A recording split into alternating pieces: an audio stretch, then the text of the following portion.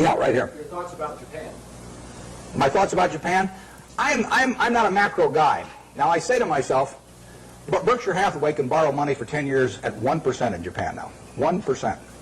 And I say to myself, gee, I took Graham's class 45 years ago, and I've been working hard at this thing all my life. Maybe I can earn more than 1%, you know, if I really worked hard at it.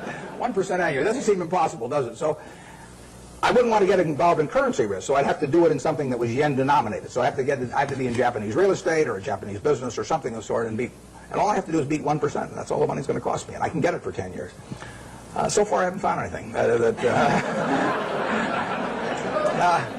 It's kind of interesting. The Japanese companies earn very low returns on equity, and they have a bunch of businesses that earn 4, 5, 6% on equity, and it's very hard to earn a lot as an investor when the business you're in doesn't earn very much money. Now some people do it. In fact, I've got a friend, Walter Schloss, who worked with Graham at the same time I did, and it was the first way I went at stocks, to buy stocks selling way below working capital, very cheap quantitative stocks.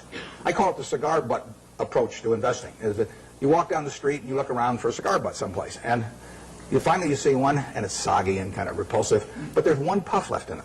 So you pick it up, and the puff is free. I mean, it's a cigar butt stock. I mean, you get one free puff out of it, and then you throw it away, and you walk down the street and try and find another one. I mean, it's not elegant, but it works. You know, if you're looking for a free puff, it works. Those are low-return businesses. But time is the friend of the wonderful business. It's the enemy of the lousy business. If you're in a lousy business for a long time, you're going to get a lousy result, even if you buy it cheap. If you're in a wonderful business for a long time, even if you pay a little too much going in, you're going to get a wonderful result if you stay in a long time. I find very few wonderful businesses in Japan at present now.